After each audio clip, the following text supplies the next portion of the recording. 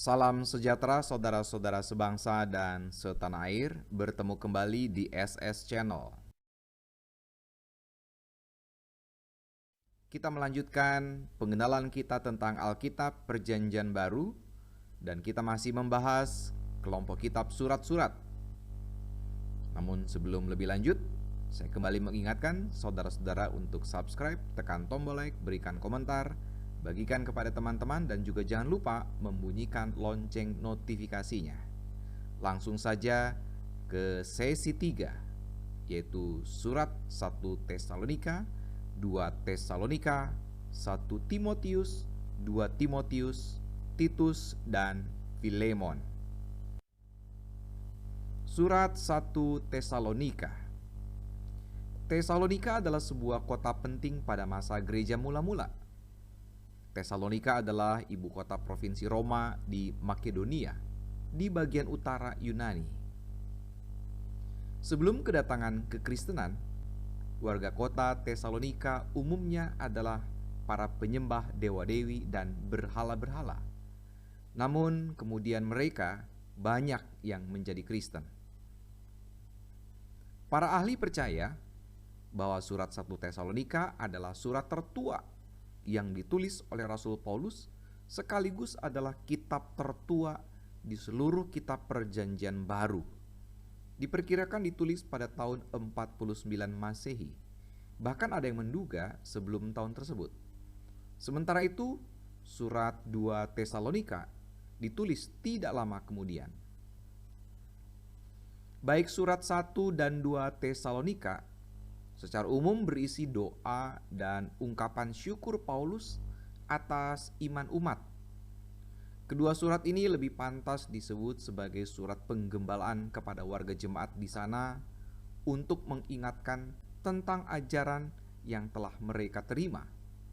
Salah satu tema penting di dalam surat Tesalonika adalah tentang kedatangan Tuhan. Di satu sisi, tema kedatangan Tuhan sempat membuat keguncangan sebagian warga jemaat karena beberapa alasan. Pertama, penyesat mengatakan bahwa Tuhan Yesus adalah penipu karena janji Tuhan Yesus untuk datang kembali itu tidak kunjung terwujud. Kedua, penyesat lain mengatakan bahwa Tuhan Yesus telah datang, tetapi warga jemaat tidak mendapatkan kesempatan untuk mengalami peristiwa tersebut. Ketiga, tema kedatangan Tuhan Yesus ternyata telah membuat beberapa orang menjadi apatis, menyerah, dan tidak mau bekerja. Kedua surat Tesalonika menyinggung tentang kedatangan Tuhan Yesus. Secara khusus, Rasul Paulus menyoroti tentang apa yang harus dikerjakan oleh warga jemaat sesuai dengan ajaran Kristen dalam rangka menanti kedatangan Tuhan Yesus.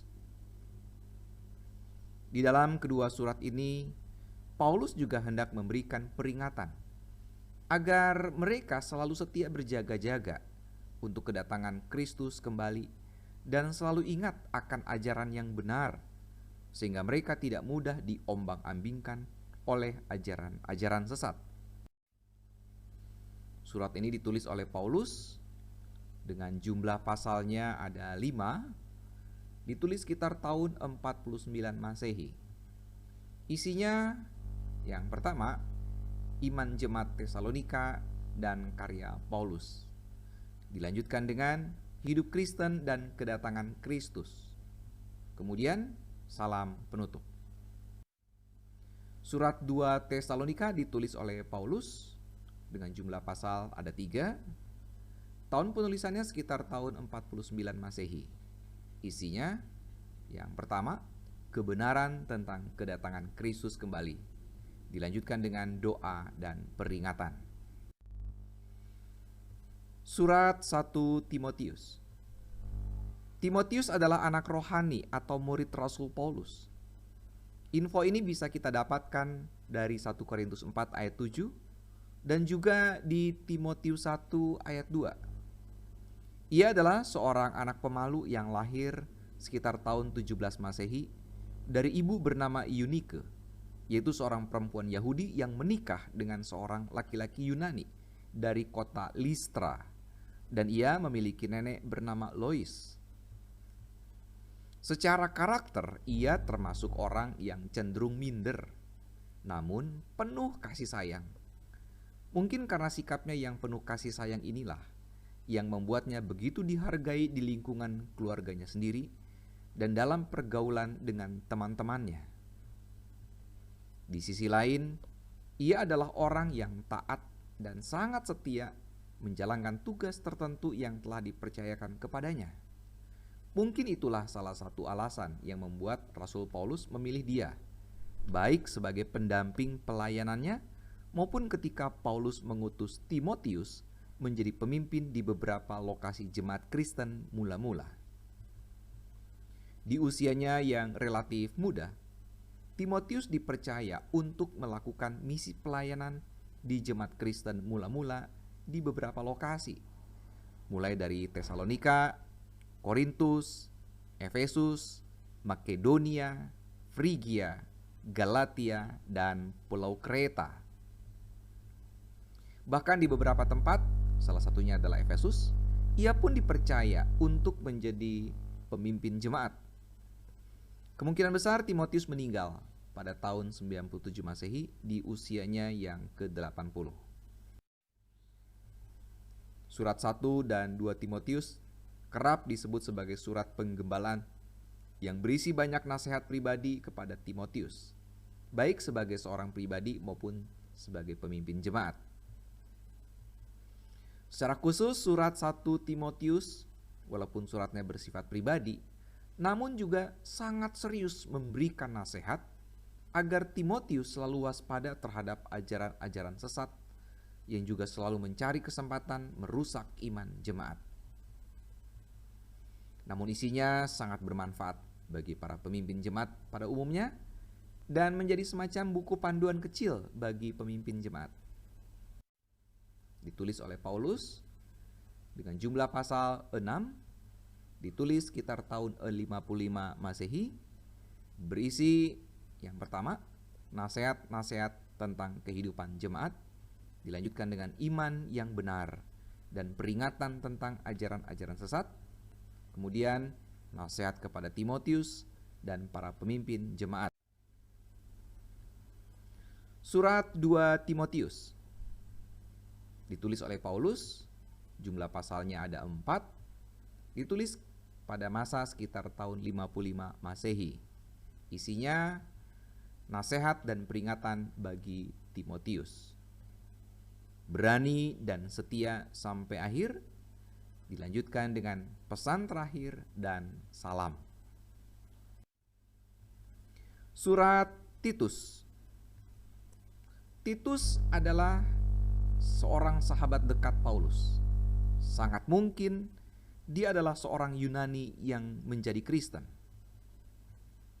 Paulus menuliskan surat ini sebagai seorang sahabat yang tetap menjaga hubungan baik, yang juga mengingatkan Titus untuk dapat mengelola jemaat, terutama dalam hal penempatan orang-orang tertentu dalam struktur pelayanan di jemaat. Surat ini sekaligus juga surat sahabat yang mengingatkan untuk waspada terhadap ajaran sesat. Beberapa ahli menduga bahwa surat ini ditulis pada periode sekitar tahun 60 sampai 64 Masehi. Sangat mungkin Paulus menulis surat ini pada saat Titus sedang melakukan pelayanannya di Pulau Kreta. Penulisnya adalah Paulus, jumlah pasal ada 3, ditulis pada masa sekitar rentang tahun 60 sampai 64 Masehi. Isinya, yang pertama, pasal 1 pemimpin jemaat dan para pengajar sesat. Lanjutkan dengan berpegang pada keimanan dan hidup sebagai umat Allah. Surat Filemon. Paulus menyebut Filemon sebagai saudara dan kawan sekerja. Ini menggambarkan kedekatan hubungan antara Paulus dengan Filemon. Nampaknya Filemon adalah orang kaya yang tinggal di Kolose dan mempunyai pengaruh tertentu di dalam kehidupan kekristenan di sana. Dari semua surat Paulus boleh dikatakan bahwa ini adalah surat yang bersifat sangat pribadi yang sedang membahas satu nama, yaitu Onesimus, yang nampaknya adalah budak yang mendapatkan kemerdekaannya dari Filemon. Secara eksplisit, melalui surat ini kita dapat pula melihat bagaimana pandangan Paulus tentang budak. Pada masa itu, perbudakan adalah kenyataan yang sangat umum di dalam kehidupan masyarakat di sana. Surat Filemon kemungkinan besar ditulis pada tahun 61 Masehi, namun pendapat lain menyebutkan bahwa surat ini ditulis sekitar tahun 58 Masehi. Surat ini adalah salah satu yang paling pendek di Perjanjian Baru, yaitu hanya terdiri dari 25 ayat saja, satu pasal. Penulisnya adalah Paulus, jumlah pasalnya ada 1, ditulis dalam masa sekitar tahun 58 Masehi. Isinya ayat 1 sampai ayat 3, salam dan doa, dilanjutkan dengan pesan Paulus kepada Filemon tentang Onesimus, dan ditutup salam penutup dan doa. Baiklah, sampai jumpa di video-video selanjutnya. Saya kembali mengingatkan untuk saudara-saudara subscribe dan membunyikan lonceng notifikasinya. Salam persatuan, NKRI harga mati.